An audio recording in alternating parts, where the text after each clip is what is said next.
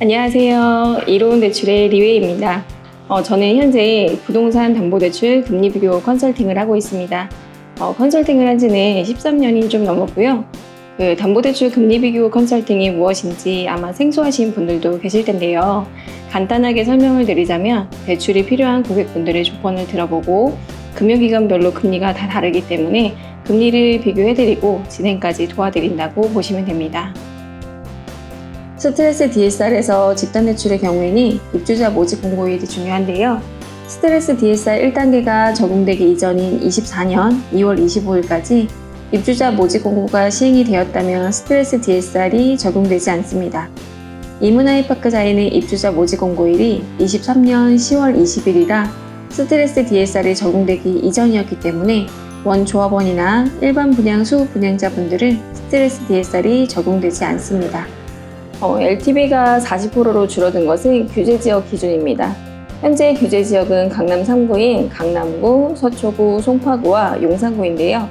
이문하이파크자에는 동대문구라서 비규제 지역에 속합니다. 그래서 무주택자라면 LTV 최대 70%까지 가능한데 627 대출 규제로 6월 28일 이후에 매매하셨다고 하면 최대 6억까지만 가능합니다. 주담대 한도가 6억 원이라는 것은 잔금대출 최대 한도가 6억 원이라는 뜻입니다. 그런데 6월 27일까지 계약을 하셨다면 종전 규정이 적용이 되기 때문에 한도 제한이 없고 6월 28일 이후에 계약하신 경우라면 최대 6억까지만 대출이 가능합니다. 기존에는 1주택자나 다주택자도 수도권에 추가로 주택 구입이 가능했으나 627 대출 규제로 6월 28일 이후부터는 1주택자는 6개월 이내 처분 조건부로만 주택담보대출이 가능합니다. 무주택자나 6개월 이내 처분 조건부 1주택자인 경우에는 규제지역인 강남 3구와 용산구에서는 LTV 최대 40%까지 그리고 수도권에서는 LTV 최대 70%까지 가능합니다. 6월 27일까지 매매계약과 전세계약이 완료된 경우에는 소유권 이전 조건부 전세대출이 가능하지만 6월 28일 이후에 계약이 완료된 경우에는 소유권 이전 조건부 전세대출이 불가합니다. 6월 28일 이후에 전세를 계약하는데 전세입자가 전세대출을 받으려고 하면 임대인이 먼저 잔금을 완납한 후에 전세입자를 들여서 전세대출을 하는 것은 가능합니다. 다만 이렇게 진행하는 것은 모든 은행에서 가능한 것은 아니고요. 일부 은행에서만 가능했었고 현재 627 대출 규제로 인해 대출 총량을 50%로 축소해야 하는 바람에 현재 농협은행과 신한은행 그리고 기업은행이 12월까지 대출 상담사 접수가 중단이 된 상태입니다. 하나은행도 현재 11월까지 대출 상담사 접수가 중단이 된 상태인데요. 특히 연말에는 대출 접수가 빨리 중단이 되므로 좀 더 보수적으로 접근하실 필요가 있습니다. 신규 분양하는 아파트는 협약이 되어 있는 집단대출 은행에서 대출을 진행해야 하는데요. 은행에 따라 취급 여부가 달라질 수 있으니 먼저 집단대출 은행이 결정이 되면 대출 가능 여부를 먼저 확인하신 후에 진행하시면 좋을 것 같습니다. 네, 전세 보증금을 받아서 잔금을 치르셔도 괜찮습니다. 최초 분양자의 경우에는 627 대출 규제 이전 계약자이므로 627 대출 규제를 적용받지는 않습니다. 수분양자는 대출 기간을 최장 40년으로 하면 다른 부채가 없다는 가정하에 제1금융권으로 진행 시에 연소득의 약 7배에서 8배 정도 그리고 제2금융권으로 진행 시에는 약 9배에서 최대 10배 정도까지도 주담대가 가능합니다. 6월 27일까지 계약하신 경우 생애 최초는 LTV가 최대 80%이고 금액은 최대 6억까지 그리고 전입은 안 해도 가능했었지만 6월 28일 이후에 계약하신 경우에는 생애 최초 LTV가 최대 70%까지 금액은 최대 6억까지이고 6개월 이내에 전입을 하셔야 합니다. 일반 분양권, 즉 재개발 재건축이 아닌 일반 분양만 있는 아파트는 신생아 특례 대출이 가능하고요. 재개발 재건축을 통한 신규 분양 아파트의 경우에는 신생아 특례 대출이 불가합니다. 신생아 특례 대출은 디딤돌 대출의 규정을 일부 따르고 있는데요. 임시 사용 승인이 나고 6개월 이내에 등기가 나와야 취급이 가능한데 재개발 재건축 아파트의 경우에는 보존 등기가 더 늦게 나오는 경우가 많아서 신생아 특례 대출 진행이 어렵습니다. 또한 신생아 특례 대출은 시세가 9억 이하 것만 취급이 가능해서 시세가 9억이 넘어간다면 진행이 어렵다고 보시면 됩니다. 개인 사업자의 경우 소득 서류는 소득금액 증명원이 들어갑니다. 만약 소득금액 증명원의 금액이 2,400만 원 이하인 경우에는 건강보험료 납입 내역서나 신용카드 사용 내역서로 추정소득을 인정받을 수 있습니다. 현재 주택담보대출 금리는 대략 3% 후반에서 4% 초반 정도로 나오고 있습니다. 최근 그 미국 기준금리로 인하여 한국은행 기준금리도 인하가 될 것이라는 전망이 많은데요. 대출금리는 시기에 따라 변동이 되고 가상금리는 은행에서 유동적으로 조절할 수 있습니다. 대출은 예측보다는 대응의 영역이기 때문에 제가 금리를 전망하기는 좀 어려울 것 같고요. 잔금 시기에 맞춰 나오는 금리 조건을 보시고 최선의 상품으로 선택하시는 것이 좋을 것 같습니다. 대출금리는 기준금리 플러스 가상금리가 붙어서 대출금리가 확정이 되는데요. 가상금리는 은행에서 붙이는 마진으로 우대금리 조건이 들어가면 대출금리는 조정이 될 수 있습니다. 우대금리 조건에는 일반적으로 급여이체, 신용카드 사용, 자동이체 등이 들어가는데 우대금리 조건은 은행들마다 다 다르기 때문에 대출금리를 확인하실 때 이 부분도 꼭 확인하시길 바랍니다. 그리고 대출 한도는 기본적으로 LTV, DTI, DSR에 따라 결정이 되는데 은행별로 자체 규정이 다 다르기 때문에 대출 한도 산정 방식에 약간의 차이는 있을 수 있습니다. DSR은 소득 대비 부채 비율이 제1금융권은 40% 이내에 그리고 제2금융권은 50% 이내에 들어와야지 대출이 가능합니다. 대출 한도를 늘리기 위해서는 소득을 최대한 늘리시고 신용대출이 있다고 하면 먼저 갚으시거나 먼저 상환이 어려우시다면 주택담보대출을 받으면서 신용대출을 상환 조건부로 하시는 것이 좋습니다. 또한 주택담보대출 기간을 최대한 길게 하시고 DSR로 인해 제1금융권으로 진행이 어렵다고 하면 제2금융권으로 진행하실 수 있습니다. 그리고 만약 스트레스 DSR을 적용을 받으신다고 하면 변동금리 상품보다는 고정금리 상품을 선택을 하시고 그리고 고정금리 상품 중에서도 장기 고정을 선택하시거나 혼합고정 상품 중에서는 5년 혼합고정 상품보다는 5년 주기 고정 상품을 선택하시면 주택담보대출 금액을 최대한으로 받으실 수 있습니다. 일반적으로 중도금 대출을 잔금 대출로 전환한다고 이야기하는데요. 잔금 대출을 신청하시면 중도금 대출은 자동적으로 상환이 되면서 잔금 대출이 실행된다고 보시면 됩니다. 일반적으로 주택담보대출은 KB 부동산 시세를 기준으로 합니다. 하지만 신규 분양하는 아파트는 KB 시세가 나오기 전이기 때문에 은행에서 감정을 보고 진행을 하는데 감정은 은행별로 협약 감정원이 다르기 때문에 감정가가 다 다르게 나옵니다. 감정가 대비해서 LTV 대출 한도가 결정이 되는데 만약 627 이전 계약건이고 감정가가 17억 원이 나왔다고 하면 무주택자인 경우에는 감정가의 70%에서 전세 금액을 뺀 나머지가 대출이 가능합니다. 다만 소유권 이전 조건부 전세 대출은 627 대책으로 인해 6월 28일 이후 계약건부터는 전세 대출이 불가하니 이 점은 유념해 두셔야 합니다. 기존에 받은 전세 대출은 전세의 만기 때 전세 보증금을 받으면서 상환하시면 됩니다. 이문 아이파크 자이는 신규 분양하는 아파트이기 때문에 일반적으로 집단대출 은행에서 진행을 하시면 되는데요. 은행별로 각 대출 상품을 비교해 보시고 진행할 금융권을 선택하신 후에 필요한 서류를 준비하셔서 대출 서류를 작성하시면 대출 신청이 완료가 됩니다. 대출 실행일은 금융권과 협의해서 원하시는 날로 선택하셔서 진행을 하시면 됩니다.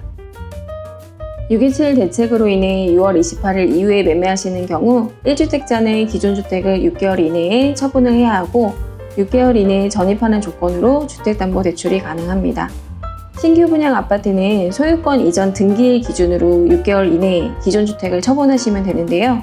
신규 분양하는 아파트는 잔금을 치르시더라도 소유권 이전 등기가 그날 바로 나오지 않고 일반적으로 몇 개월 후에 그리고 재개발, 재건축 아파트는 시간이 좀 더 걸려서 1년 후에 나오는 경우도 종종 있습니다.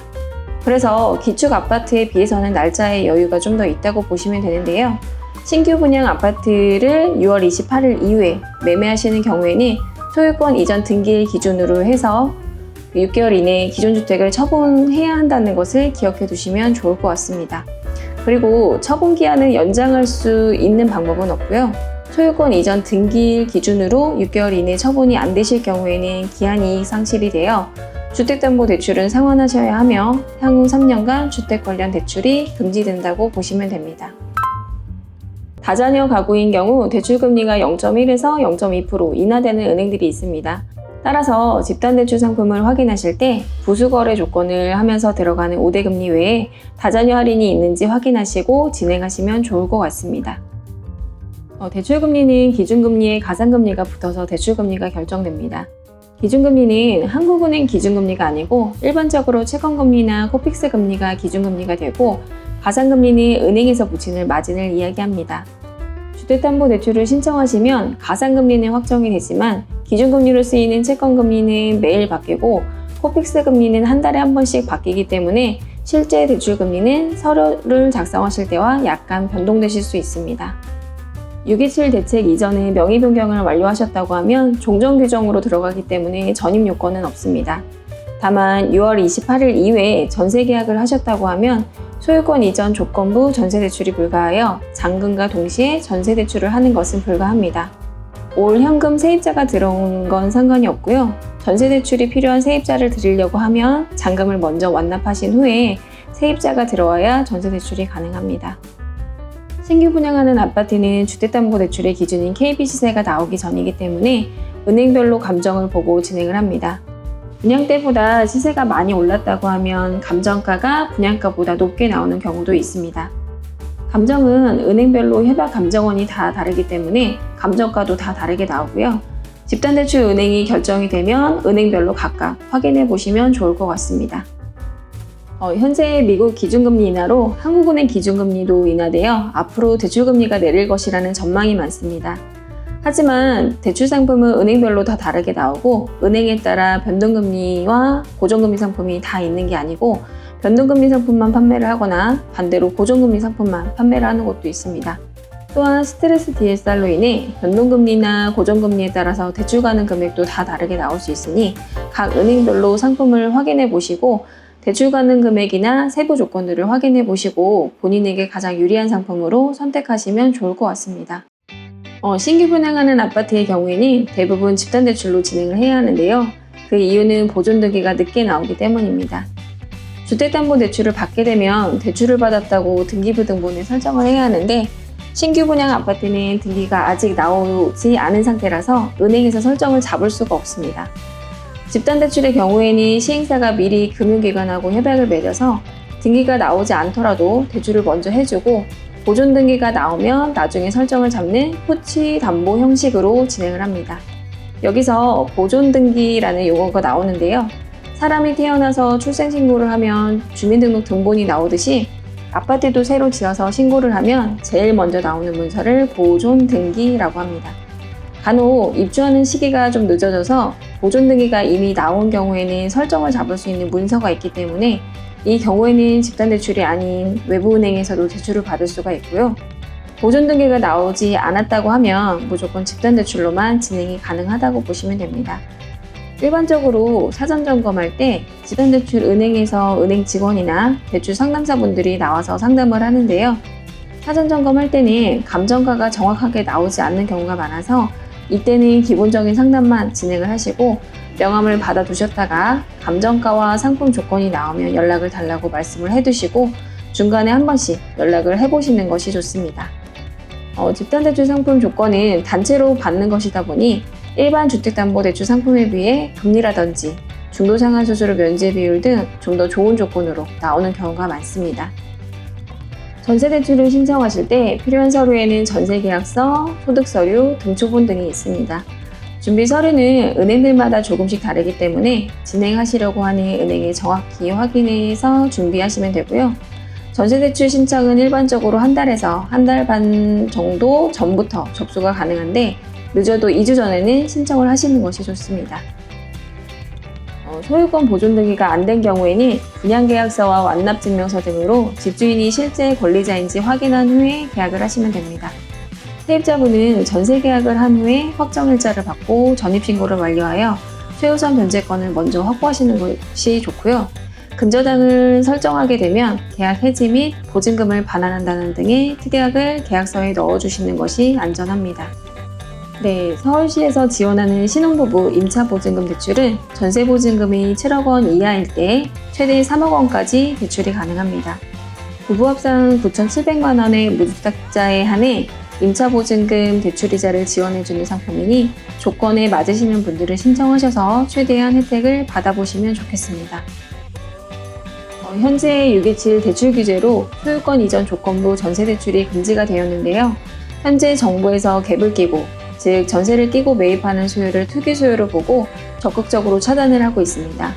따라서 소유권 이전 조건부 전세 대출은 아쉽지만 당분간 풀리기 어려울 것으로 보고 있습니다. 최근 627 대책과 97 대책으로 대출이 좀 더 까다로워지고 어려워진 상황입니다. 하지만 627 이전에 분양을 받으시거나 계약을 하셨다고 하면 627 대출 규제를 적용받지 않고 기존 규정대로 진행이 가능합니다. 그리고 앞서 말씀을 드렸듯이 집단대출 상품은 각 금융기관마다 한도나 대출금리, 그리고 조건이 다 다르게 나옵니다. 따라서 입주하는 시점에 집단대출을 진행하는 금융기관들의 상품을 다 확인하셔서 최대한 본인에게 유리한 상품으로 진행하시는 것을 추천드립니다. 요즘 대출 규제로 인해서 고민과 걱정이 참 많으실 텐데요. 아무쪼록 본인에게 유리한 상품으로 잘 선택을 하셔서 이문 아이파크 자입주도 잘 하셨으면 좋겠습니다. 감사합니다.